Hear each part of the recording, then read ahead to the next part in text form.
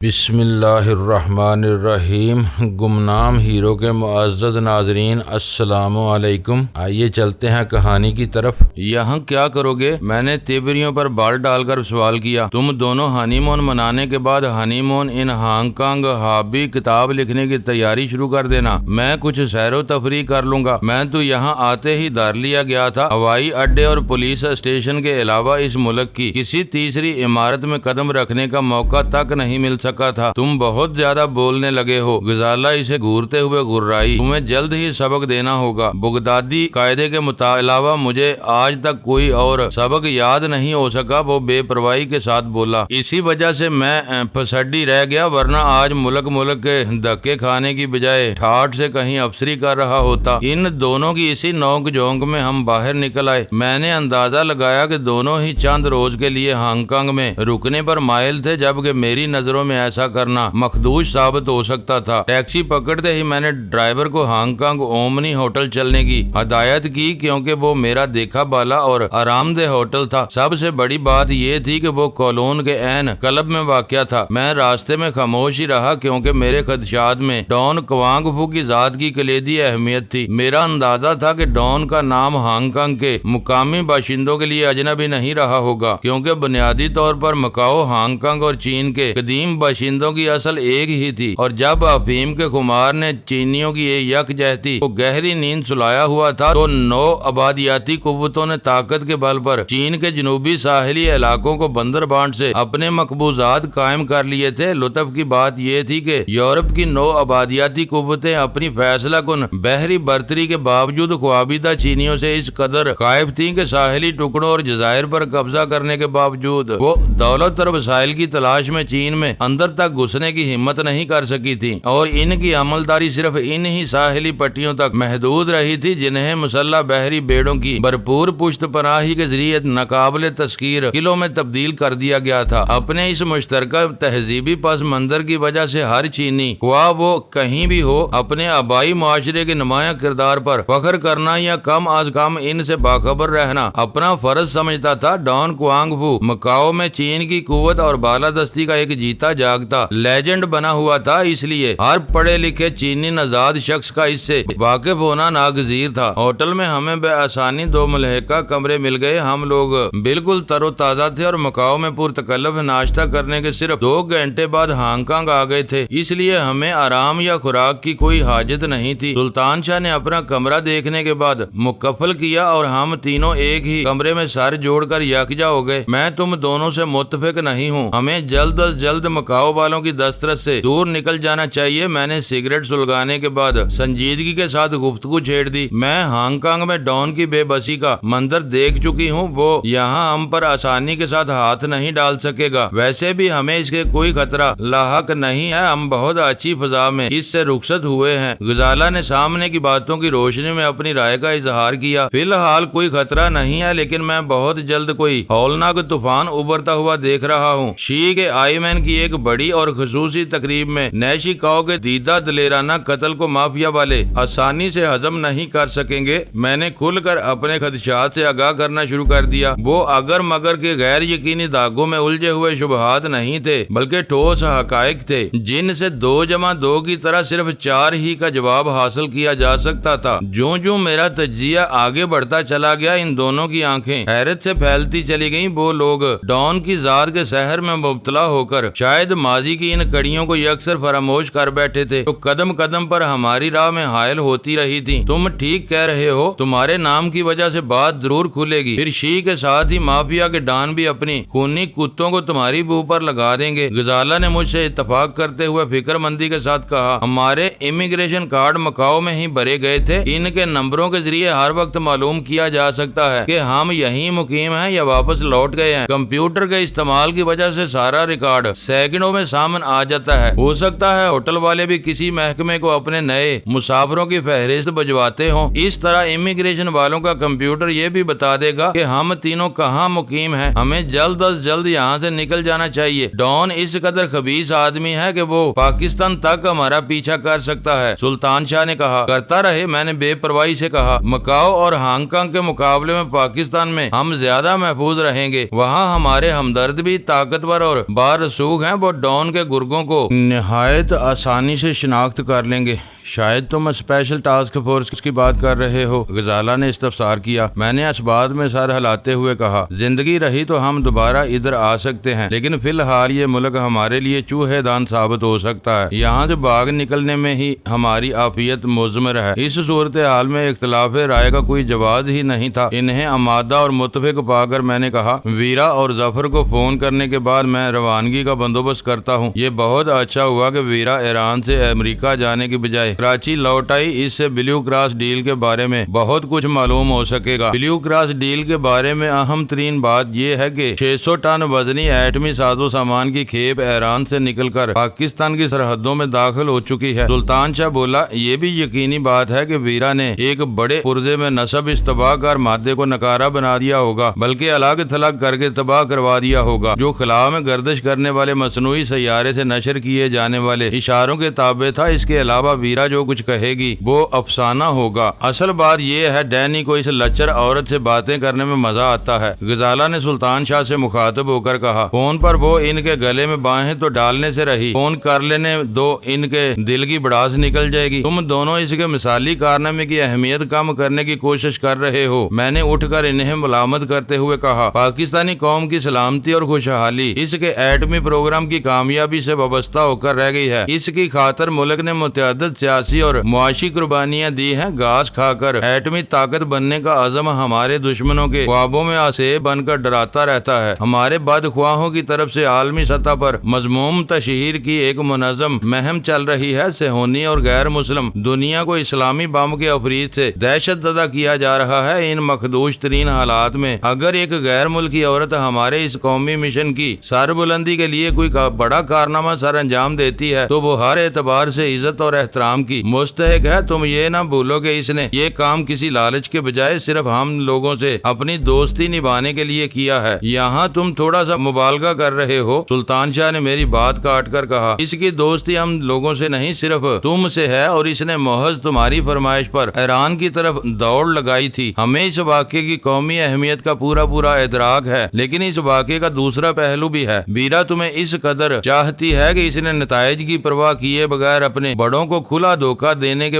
وعدہ کر لیا اور اسے پورا بھی کر دیا۔ مجھے پورا یقین ہے کہ تمہاری زبان سے تمہاری اور غزالہ کی شادی کا ذکر سن کر اسے صدمہ ہوا ہوگا۔ اگر اس نے مایوسی کے عالم میں خودکشی نہ کر لی تو وہ ڈان کوانگ فو کو ضروری ہلاک کر دے گی، کیونکہ اسی بدماش نے زبردستی تم دونوں کا نکاح کرایا ہے۔ تم ان ہی گھٹیا باتوں پر اپنی ذہنی صلاحیتیں برباد کرتے رہو۔ میں نے دانت پیس کر کہا، تمہیں زندگی بھر اپنی ناک سے آگے دیکھنے کی عادت نہیں پڑ سکے گی۔ تم ان تنگ نظر اور متعصب لوگوں میں سے ہو جنہیں آج تک یقین نہیں آ سکا کہ انسان خلا سے گزر کر چاند پر ہو آیا ہے۔ سلطان شاہ غزالہ کو آنکھ مار کر مسکرانے لگا اور میں پیر پٹکتا ہوا ہوٹل کے کمرے کی ایک کھڑکی کے ساتھ جا کھڑا ہوا۔ نیشی کاؤ مافیا کے ڈان 3 کی حیثیت سے مجھ سے مذاکرات کرنے کے لیے شکاگو سے کراچی پہنچا تھا۔ وہ شی کی طرف سے بیم گن اور سلور آئیز کی واپسی کا مطالبہ لے کر آیا تھا۔ اس کا اندازہ تھا کہ میں وہ دونوں اہم ترین چیزیں لوٹا دیتا تو شی والے میرا پیچھا چھوڑ سکتے تھے اور میں اپنی تمام تر صلاحیتیں مافیا کے مفادات کے لیے فروغ اور تحفظ کے لیے استعمال کر سکتا تھا۔ نیشی کاؤ اس عرصے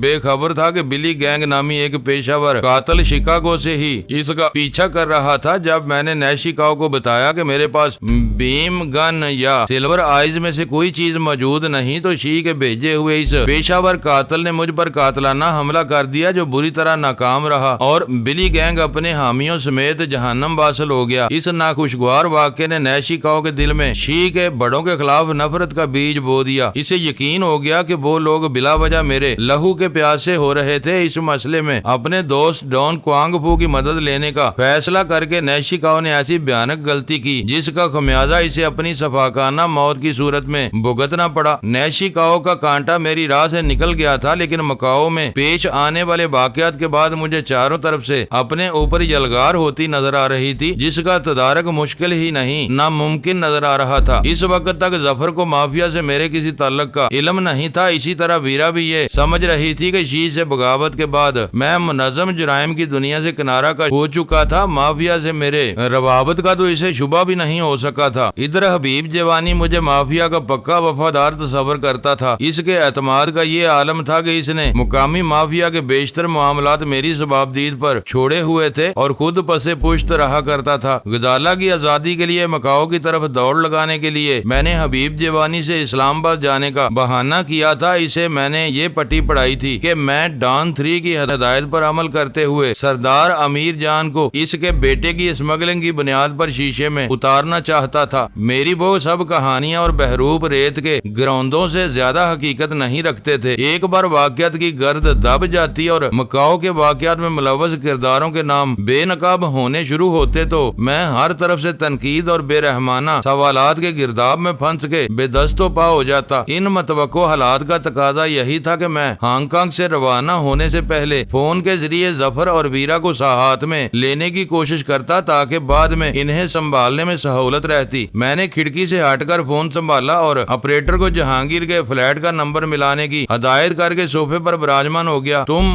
ہماری باتوں کا بہت جلد برا مان جاتے ہو، لیکن تم ایمانداری سے اپنے دل کو ٹٹولو تو تمہیں اندازہ ہوگا کہ تمہارے دل میں ویرا کے لیے نرم گوشہ موجود ہے۔ سلطان شاہ نے ٹہلتے ہوئے کہا، یہ کوئی تہمت یا الزام تراشی نہیں ہے، بلکہ سادہ سی ایک حقیقت ہے جو تمہیں تسلیم کر لینی چاہیے۔ میں نے اس کی بات کا کوئی جواب نہیں دیا۔ وہ لوگ ویرا کے بارے میں مذاق کرتے رہے ہوں یا سنجیدہ ہوں، اس بارے میں میرا رد عمل ہمیشہ منفی اور مدافعانہ رہتا تھا۔ اس کی وجہ یہ تھی کہ ویرا سے سچی محبت نہ کرنے کے باوجود میں اس کے ساتھ دوستی کی ساری حدیں پھلانگ کر بارہا کلبتوں کے سفر سے بھی گزر چکا تھا اور میرے لاشعور میں یہ خوف جاگزیں تھا کہ کہیں غزالہ کسی روز میری اس کمزوری کا ذکر نہ چھیڑ بیٹھے۔ وہ دونوں ایسی ہی باتیں سارا یا کسی اور لڑکی کے بارے میں کرتے جس سے میرا کوئی تعلق نہ رہا ہو تو شاید میں خود بھی ان کے مذاق میں شریک ہو جاتا۔ چند منٹ بعد ہی فون کی گھنٹی بجی تو میں نے فوراً ریسیور اٹھا لیا۔ کراچی سر، دوسری طرف گھنٹی بج رہی ہے۔ مستعد آپریٹر نے وہ فکرہ ادا کرتے ہی لائن مجھے منتقل کر دی۔ مجھے مزید ایک گھنٹی سنائی دی، پھر طویل فاصلے کی بین الاقوامی فون کال کی مخصوص ٹون کے ساتھ ہی ویرا کی واضح ہیلو سنائی دی۔ کہاں غائب تھی؟ کافی دیر سے گھنٹی بج رہی تھی، میں نے شگفتہ لہجے میں پوچھا۔ نہا رہی تھی؟ معلوم ہوتا ہے تم اپنے پروگرام سے پہلے ہانگ کانگ پہنچ گئے ہو۔ تم سے بات کرنے کے اشتیاق میں ہم نے وقت سے پہلے مکاؤ چھوڑ دیا۔ میں تو تمہیں کراچی چھوڑ کر گئی تھی، پھر تم یہاں سے مکاؤ کیسے پہنچ گئے؟ غزالہ کی آڑ میں ڈان کے آدمی ایک مفرور چینی مجرم کو بھی ہانگ کانگ سے نکال رہے تھے، جس کی بھنک مقامی پولیس کو مل گئی اور بوٹ کے عملے کے ساتھ غزالہ بھی پولیس کی تحویل میں چلی گئی۔ ترپاٹھی لاپتہ ہو گیا۔ پھر جب ڈان غزالہ کو لینے پہنچا تو اس نے ڈان کو پہچاننے سے انکار کر دیا۔ اسے تمہارے منصوبے کا سرے سے علم نہیں تھا۔ ہانگ کانگ پولیس نے ڈان کی نگرانی شروع کرا دی اور وہ اپنی اس بے عزتی پر مشتعل ہو گیا۔ مختصر یہ کہ وہ تمہیں ہانگ کانگ یا مکاؤ طلب کر رہا تھا جبکہ تم لاپتہ تھی، اس لیے میں نے سلطان شاہ کو ہانگ کانگ روانہ کر دیا۔ اس کی مداخلت پر غزالہ ڈان کے ساتھ آنے پر آمادہ ہو گئی، لیکن ڈان نے مکاؤ پہنچتے ہی ان دونوں کو یرغمال بنا لیا۔ متعدد کوششوں کے باوجود میں اس سے بات کرنے میں ناکام رہا۔ اس کی سیکرٹری کا ایک ہی پیغام تھا کہ تمہارے مکاؤ پہنچے بغیر دونوں قیدیوں کی رہائی کا کوئی امکان نہیں ہے۔ مجبوراً مجھے روانہ ہونا پڑا اور میں کسی نہ کسی طرح ڈان تک رسائی حاصل کرنے میں کامیاب ہو گیا۔ میرے خاموش ہونے پر ریسیور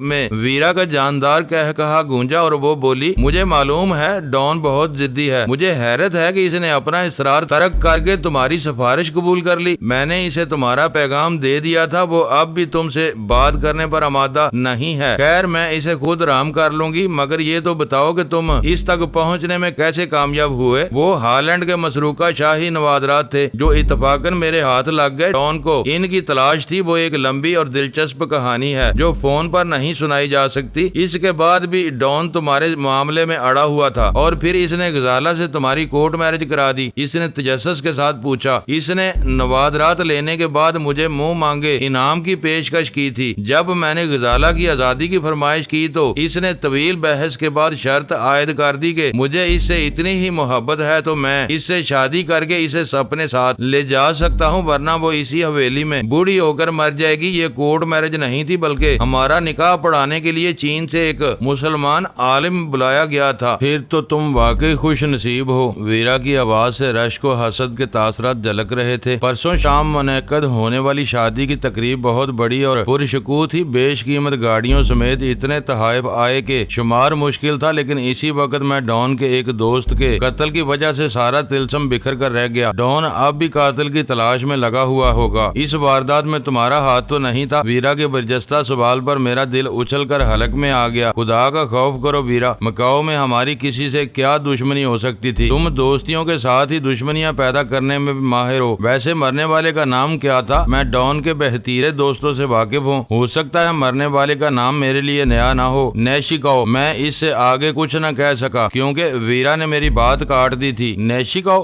ویرا کی تحیر زدہ آواز ابری تھی۔ وہ مکاؤ میں کیا کر رہا تھا؟ وہ تو مافیا کا ڈان ہے اور شکاگو میں رہتا ہے۔ ڈان اکثر ذکر کرتا رہتا تھا کہ شنگھائی کے مضافات میں ان دونوں کے گھرانے صدیوں سے ایک دوسرے کے ساتھ رہتے بستے چلے آ رہے تھے۔ وہ ڈان کے بچپن کا دوست تھا۔ تم بالکل ٹھیک سمجھی ہو۔ میں نے اپنی بخلاہٹ پر قابو پا کر پرسکون رہنے کی کوشش کرتے ہوئے کہا، لیکن مجھے یہ معلوم نہیں تھا کہ نیشیکاؤ مافیا کا ڈان بھی تھا، بلکہ اب تو وہ ڈان 3 ہو گیا تھا۔ مافیا والوں کے بارے میں ویرا کی معلومات قابل رشک تھیں، لیکن وہ ڈان کے پاس کیا لینے گیا تھا؟ ڈان تو اس کی حریف تنظیم کا آئی مین ہے۔ میں اندر کی کہانیوں سے لا علم ہوں۔ ڈان نے غصے میں مکاؤ میں اپنی کچھ مشتبہ حریفوں کو قتل کر کے ان کے گھر جلوا دیے ہیں۔ اسے شبہ ہے کہ اسے کمزور اور بدنام کرنے کے لیے اس کے حریفوں نے یہ چال چلی ہے۔ خدا کی پناہ، اور تم کو اس قدر مخدوش صورتحال کے باوجود مکاؤ چھوڑنے کی اجازت مل گئی؟ ڈان کی ایک سفید فام محبوبہ ہیلی کاپٹر میں ہمیں یہاں پہنچا کر گئی ہے۔ مجھ سے یہ باتیں نہ کرو، ویرا کی تلخ آواز ابری۔ جب شراب کا نشہ ڈان کی کھوپڑی میں ٹھوکریں رسید کرنے لگتا ہے تو وہ کسی ہتھنی کو بھی اپنی محبوبہ قرار دے بیٹھتا ہے۔ اس معاملے میں وہ نرا تخیل پرست ہے۔ یہ بتاؤ کہ بلیو کراس ڈیل کے بارے میں تازہ ترین خبریں ہیں۔ اپنا کام پورا کرنے کے بعد میں بالکل بے خبری کے عالم میں ہوں۔ یہ ضرور ہے کہ واشنگٹن والوں نے جمی لائٹ کو اس مشن کی ناکامی کی اطلاع دے دی ہے۔ انہیں معلوم ہو گیا ہے کہ ایک ٹریلر کی تباہی کے علاوہ پورا کارواں تیزی کے ساتھ سرحد پار کر چکا ہے، لیکن حیرت ناک بات یہ ہے کہ پاکستان کی سرحدی پہاڑوں میں داخل ہونے کے بعد وہ پورا عظیم الشان کارواں اچانک لاپتہ ہو گیا۔ پاکستان پر سے دن میں 5 بار گزرنے والے مصنوعی سیارے بھی اس مشینی قافلے کی نقل و حرکت کا سراغ لگانے میں ناکام رہے ہیں۔ پھر اب تمہاری کیا پوزیشن ہے؟ میں نے دلچسپی کے ساتھ سوال کیا۔ میں نے واضح کر دیا ہے کہ میں نے ٹارگٹ کو پورے کارواں کے ساتھ دیکھ کر ہی سگنل گرین کیا تھا۔ اگر وہ ٹریلر میں خراب ہو کر کارواں سے بچھڑ گیا ہو تو اس میں میرا کوئی قصور نہیں ہے، اور تمہاری یہ تعویل قبول کر لی گئی ہے؟ میں نے حیرت سے پوچھا۔ قبول کرنا یا نہ کرنا اوپر والوں کا کام ہے، میں اپنا جواب دے چکی ہوں۔ تمہارا اندازہ تھا کہ کام عرصے تک کسی کو معلوم ہی نہیں ہو سکے گا کہ ہوا کیا ہے، لیکن یہاں تو چند ہی روز میں تم سے جواب طلب کرنے کی نوبت بھی آ گئی۔ کیا کہیں سے مخبری کی گئی ہے؟ نہیں، شاید میں اس معاملے کی اہمیت کا صحیح اندازہ لگانے میں غلطی کر بیٹھی تھی۔ باتوں باتوں میں ایک اور خطرہ بھی ابھر کر سامنے آیا ہے جو میرے وہم و گمان تک میں نہیں تھا۔ وہ کیا؟ میں نے بے تابی کے ساتھ سوال کیا۔ اس گفتگو سے مجھے کئی اہم اشارے مل چکے تھے۔ دراصل یہ معاملہ واشنگٹن کی ترجیحات میں شامل ہے۔ تمہاری ایٹمی پیش رفت کو دھکیل کر 70 کے عشرے میں واپس لے جانا چاہتے ہیں۔ باتوں ہی باتوں میں مجھے اندازہ ہوا کہ مواصلاتی مدار میں موجود کسی مصنوعی سیارے کا مدار تبدیل کر کے پاکستان پر لانے کے پروگرام پر عمل بھی کیا جا سکتا ہے۔ میں سمجھا نہیں۔ یہ مواصلاتی مدار اور خلائی اصطلاح میرے لیے ناقابل فہم ہے۔ زمین سے ایک مخصوص بلندی پر ایک مدار ایسا ہے جو مصنوعی سیارے زمین کے گرد 24 گھنٹے میں ایک چکر پورا کرتے ہیں، اور اسی مدت میں زمین اپنے محور کا ایک چکر مکمل کرتی ہے۔ اس طرح وہ مصنوعی سیارے گردش کرنے کے باوجود زمین سے ایک مقام پر رکے ہوئے نظر آتے ہیں۔ یہ مدار مواصلاتی رابطوں کے لیے استعمال کیا جاتا ہے، کیونکہ ایسے سیاروں کے لیے زمینی اسٹیشن قائم کیے جا سکتے ہیں جو مقررہ مقامات سے سگنل بھیج یا وصول کر سکتے ہیں۔ ایسا کوئی جاسوس سیارہ پاکستان کی خلائی حدود میں معلق کر دیا گیا تو وہ پل پل کی تصاویر ہانگ کانگ سے ترکی تک پھیلے ہوئے مربوط سلسلے کے کسی بھی زمینی مرکز کو بھیجتا رہے گا اور تمہارا کارواں خطرے میں پڑ جائے گا۔ ایسے جاسوس سیاروں کے حساس ترین کیمرے صحرا میں گرے ہوئے سکے تک کی واضح تصویر لے سکتے ہیں۔ تم مجھے خوفزدہ کرنے کی کوشش کر رہی ہو، میں نے پھیکی ہنسی کے ساتھ کہا۔ اس کا تو مطلب ہوا کہ زمین کا کوئی بھی حصہ ایسے کیمروں کی دسترس سے محفوظ نہیں رہ سکتا۔ بدقسمتی سے ایسا ہی ہے۔ شرط صرف اتنی ہے کہ مواصلاتی مدار میں کوئی مصنوعی سیارہ مقررہ مقام پر موجود ہو۔ اس کی مایوسانہ آواز سنائی دی۔ بہت جلد تم سن لو گے کہ اب تیسری عالمی جنگ شروع ہوئی تو اس کی کمان خلا سے آنے والی معلومات کی روشنی میں ہی کی جائے گی۔ میں جلد از جلد متعلقہ لوگوں کو ان خطرات سے آگاہ کرنے کی کوشش کروں گا۔ اس کا ایک ہی توڑ ہے۔ ویرا کی آواز گمبھیر ہو گئی۔ ان تمام ٹرکوں اور ٹریلر ٹرائلروں کو فوری طور پر قریب ترین زیر زمین پناہ گاہوں میں اتار کر خالی کرا لیا جائے، اصل گاڑیاں ایک ایک کر کے مختلف راستوں سے ایران واپس چلی جائیں اور وہ تمام سامان نئے ٹرکوں پر لاد کر دھیمے اور غیر محسوس طریقے پر منزل مقصود تک پہنچا دیا جائے۔ اس کے علاوہ کوئی کوشش کامیاب نہیں ہوگی۔ آج کے بمبار طیاروں کے ہوا باز انفرا ریڈ شعاعوں کی مدد سے اماوس کی اندھیری راتوں میں بھی میلوں دور تک صاف دیکھتے ہیں۔ وہ لوگ آخری حربے کے طور پر کوئی بھی کارروائی کر سکتے ہیں۔ ویرا کی وہ منظرکشی بہت بھیانک اور ڈراؤنی تھی۔ اس کا مطلب تھا کہ طاقتور اور بڑی قوموں کی مرضی سے انحراف کر کے کوئی طاقت روئے زمین پر نہیں پنپ سکتی تھی۔ ایسے سرکشوں کی اینٹ سے اینٹ بجا دینے کے تمام انتظامات مکمل کر لیے گئے تھے، لیکن مجھے اس بات کی خوشی تھی کہ اسپیشل ٹاسک فورس کے حما پر پاکستان کے ذہین محافظوں نے بالکل وہی راہ اختیار کی تھی جو ویرا تجویز کر رہی تھی۔ میں نے ویرا کو اصل انتظامات کے بارے میں کچھ بتائے بغیر پزمردہ آواز میں کہا، تمہارے خدشات تشویشناک اور حقیقی ہیں، میں متعلقہ لوگوں کو ان کے بارے میں آگاہ کر دوں گا۔ ہانگ کانگ سے فون کال مہنگی پڑے گی، تم چاہو تو میں اسپیشل ٹاسک فورس والوں کو فون کیے دیتی ہوں۔ نہیں ایسا نہ کرنا، میں نے جلدی سے کہا۔ ایس ٹی ایف میں تبدیلی رونما ہو چکی ہے، اب وہاں اول خان نہیں رہا، اس کی جگہ آنے والا مختلف مزاج کا آدمی ہے، وہ تم سے بے رحمانہ جرا شروع کر دے گا۔ معزز ناظرین، لائک کریں، شیئر کریں اور کمنٹس باکس میں پاک آرمی زندہ باد، پاکستان پائندہ باد کا نعرہ ضرور درج کر کے اپنے ملک پر فخر کریں اور پاکستان کی بنیادیں مضبوط کرنے میں اپنا کردار ادا کریں۔ ویڈیو دیکھنے کا شکریہ۔ معزز ناظرین، اپنا خیال رکھیے گا اور ہمارے چینل کا بھی۔ ISI پاک آرمی زندہ باد، پاکستان پائندہ باد۔